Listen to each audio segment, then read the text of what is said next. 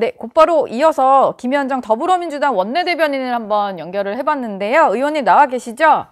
네, 김현정입니다. 반갑습니다. 네, 조금 전에 뭐 강명구 의원 얘기를 마지막에 좀 같이 들으셨을 것 같은데 먼저 김민석 후보자 인사청문회 얘기부터 좀 해보겠습니다. 첫날 쟁점은 이제 재산 형성 과정에 대해서 조금 소명되지 않는 부분에 대한 그런 해명을 듣는 거였는데 국민의힘에서는 일단 자료 제출이 너무 부실했다 이런 얘기부터 좀 시작을 하더라고요. 민주당에서 보시기에는 그 요구한 자료가 너무 좀 무리한 요구였다 이렇게 보시는 거죠? 일단 뭐 기본적으로 873건의 자료를 요구했다고 하는데 그 자료 제출과 관련해서는 우리 국회법하고 인천법에 근거가 있거든요. 네. 그거에 근거해서 본인과 이제 뭐 본인하고 국가하고 지자체에다 자료 제출 요구할 수 있는 것인데 그중에 개인정보 동의가 필요한 거라든지 또는 사적 영역을 침해하는 그런 그 자료들에 대해서는 그 제출 의무가 없거든요.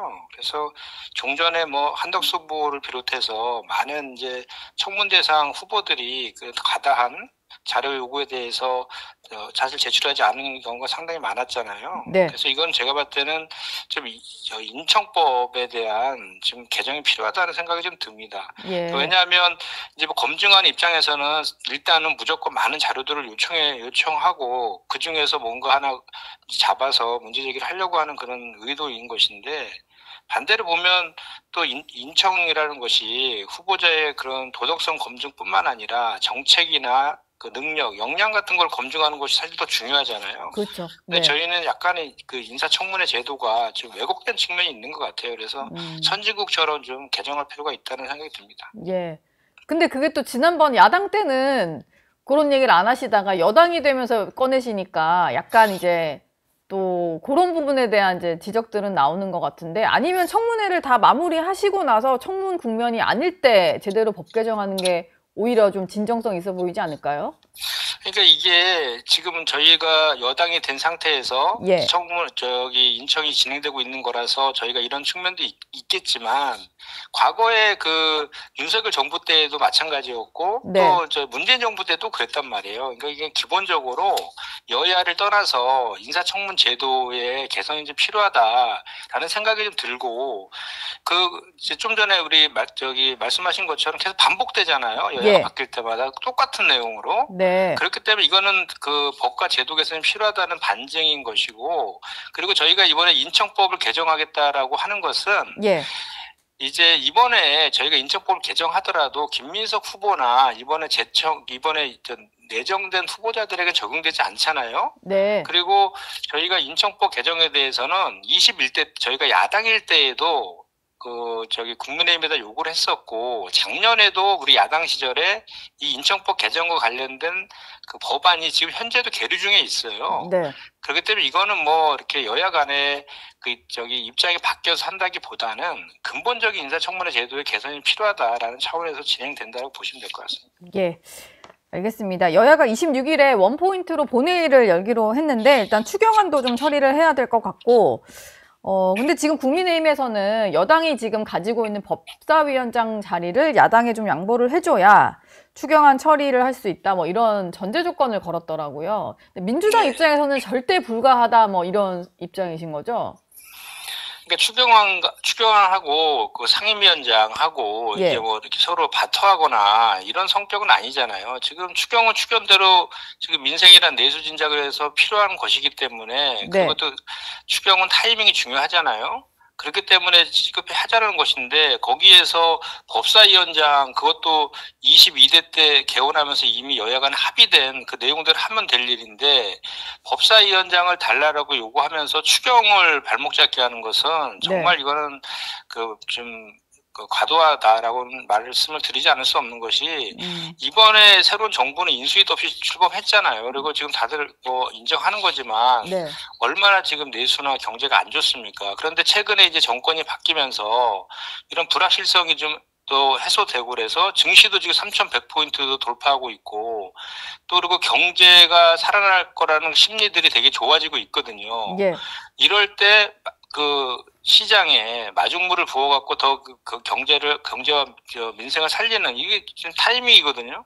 이럴 때 빨리 그거에 대해서는 좀 동의를 해주시고 이게 가야지. 이걸 상임위원장 그러면 그런 논리면은 상임위원장 17개에 대해서 다시 협의해야 된다는 논리잖아요. 예. 예, 그거는 과도한 주장이다라고 말씀드립니다. 알겠습니다. 조금 전에 저희가 강명구 의원에게도 좀 질문을 드렸었는데, 송미령 농림축산식품부 장관이 유임이 된 게 좀 상당히 이례적이고 좀 눈길이 가는 인선이었는데, 이게 야당에서도 비판이 나오지만 여당 내에서도 좀 우려가 많이 나오는 것 같아요. 특히 뭐 전농 뭐 이런 단체들에서는 뭐 시위까지도 좀 계획을 하고 있는 이런 상황 같은데, 네. 이게 좀 유임 철회 여지는 전혀 없는 걸까요? 혹시 뭐 이게 논란이 계속 가속이 되면 민주당 원내 지도부에서 먼저 이제 유임 철회를 건의하시거나 이럴 계획은 없으신가요? 일단은 저희가 그 월요일 날 예. 대통령님 초청을 해서 원내대표단이 만찬을 했었는데 그 자리에서 대통령께서 내정 이유에 대해서 설명을 하셨어요. 예. 그러니까 능력이 있으면 진영을 가리지 않고 탕평 인사를 좀 하려는 차원에서 그렇게 한 것이고, 네. 또 그 국무회의 때 보니까 적극적으로 이렇게 대안도 제시하고 의견도 제시하고 열심히 하더라. 그리고 이제 이분 같은 경우는 정통 관료 출신이잖아요. 그렇죠. 그래서 이제 국정 기조에 이제 그 전에 이제 양국관리법을 반대했는데 국정 기조에 맞지 않느냐는 지적에 대해서는 그 국정 기조에 맞추겠다고 본인도 하셨고, 또 정통 관료 분들의 특징이 이게 대통령의 국정 철학에 좀 맞춰서 이렇게 하는 거에 대해 익숙하신 분들 아닙니까? 그래서 일단은 문제 제기하고 있는 것들에 대해서는 저희가 잘 알고 있고요. 그래서 일단은 장관이라는 게 또 임기가 있는 것도 아니지 않습니까? 그렇죠. 그래서 네. 일단은 그 진영을 가리지 않는 그 탕평 인사, 그것도 상당히 의미가 있지 않습니까? 그래서 저는 이거 가지고 야당이 왜 비판하는지 이해가 안 돼. 본인들 때 정권 때 장관이었던 분을 비판한 건 말이 안 되고, 그 농민 단체라든지 뭐 시민사회 이런 쪽에 대한 비판들에 대해서는 이제 대통령이 이제 유임시킨 거 아니에요? 네. 그럼 앞으로 이런 그 갈등 조정이라든지 그런 역할들은 이제 예정된 후보하고 내각에서 풀어야 될 문제다. 그리고 그런 거를 풀어가는 과정 또한 되게 중요하다. 그것도 또 하나의 능력이다라고 저는 생각하고요. 예. 송 장관께서 그분들을 만나서 그분들에 대해 소상히 자기의 입장을 다시 한번 설명해주고 이런 거를 통해서 갈등을 좀 해소했으면 좋겠습니다. 어제 이재명 대통령도 송미령 장관에게 그거를 좀 요구를 하셨던 것 같아요. 국무회의 자리에서. 네, 맞습니다. 그리고 어제 이제 정무 수석도 우리 농해수위 의원들 만나서 인선 배경이나 이런 것들을 좀 설명을 좀 하기도 했습니다. 네. 그러면은 좀 시간이 지나면 좀 또 송미령 장관이 스스로 갈등을 좀 해소하려는 노력을 보이고 하면 뭐 다 받아들일 거다 이렇게 보시나요? 그렇게 되게 이제 기대하는 것이고요. 그리고 또 예를 들어서 장관으로 이제 직을 수행하는데 그 갈등을 해결하지 못한다거나 또는 본인이 이제 새 정부의 국정규제 맞추기로 했는데 그렇지 않는다거나 그렇게 되면은 그거에 대한 또 뭐 책임 여부는 그때 가서 또 논의가 되겠죠. 예. 이재명 대통령이요, 어제 한 가지 좀 새로운 제도를 도입하겠다라고 본인의 어떤 SNS에 직접 공개를 했는데, 국민들의 목소리를 국정에 반영하기 위해서 국민 사서함을 운영하겠다라고 하더라고요. 저도 어제 궁금해서 그거 눌러서 들어가 봤더니 그냥 이제 약간의 어떤 개인 정보처럼 입력을 하고 질문을 쓰면 바로 보낼 수 있게 되더라고요. 이거는 좀 어떤 의미로 도입을 한 제도라고 생각하시나요? 일단 이번 이재명 정부는 국민주권 정부잖아요. 그렇기 때문에 국민의 의견을 국정에 반영하기 위해서 최선을 다하는 그런 모습 중에 일환이라고 보시면 될 것 같고요. 그때 뭐 장관들에 대한 추천 제도 이런 것도 그 일환이라고 보여지는데, 이 접수된 그 모든 질문에 대해서는 이제 이재명 대통령에게 보고된다고 하고요. 그 사회적 공감대가 높거나 시의성이 있는 그런 의견에 대해서는 대통령께서 직접 답변할 계획이라고 이렇게 하고 있습니다. 마지막 질문을 좀 드리겠습니다. 조은석 내란 특검팀이 지금 세계 특검 중에는 가장 좀 속도를 빠르게 진행을 하고 있는 것 같은데 윤석열 전 대통령에 대해서 체포영장을 청구를 했고 이르면은 발부 여부가 오늘 결정될 걸로 보여요. 근데 전직 대통령이고 지금 뭐 도주 우려가 있다기보다는 재판에도 열심히 좀 출석은 하고 있잖아요. 물론 경찰 소환에 좀 불응을 했습니다만 구속영장이 꼭 발부가 돼서 구속까지 좀 시켜야 되는 상황일까요? 어떻게 보십니까?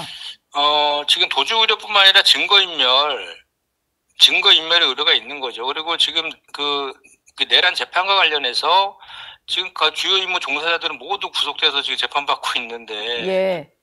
우두머리 혐의를 받고 있는 사람만 지금 거리를 할부하고 있잖아요. 이건 네. 국민 정서에 맞지도 않고 거기다가 지금 경찰에서 세 차례의 소환을 요청했음에도 불구하고 불응하고 있는 거기 때문에 예. 그건 법에 의해서 당연히 체포영장을 신청하지 않는 게 잘못된 거죠. 그래서 이제 특검에서 네. 다시 이제 그 제대로 된 법의 잣대를 법의 엄정함을 좀 보여줄 필요가 있다고 하고 있다는 생각이고요. 예. 이게 사실은 그 내란 수계 그 피고인에 대해서 구속 취소를 시킨 그 자체도 상당히 그 국민적 비판이 있었지 않습니까? 네. 그것을 제자리로 돌려주는 그런 이제 출발점이다라고 저는 생각하고 그거에 대해서 그 당연히 이제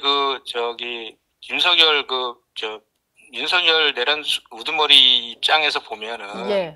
본인이 그 혐의가 없고 죄가 없다라고 하면 당당하게 본인이 그 전에 했던 것처럼 수사기관에 출석해서 조사받고 네. 또 그것이 구속의 사유가 소명이 되면 다시 구속시키는 것이 국민 정서에 좀 맞다고 봅니다. 알겠습니다. 지금까지 김현정 더불어민주당 원내대변인 전화로 만나봤습니다. 오늘 말씀 감사합니다. 네, 고맙습니다.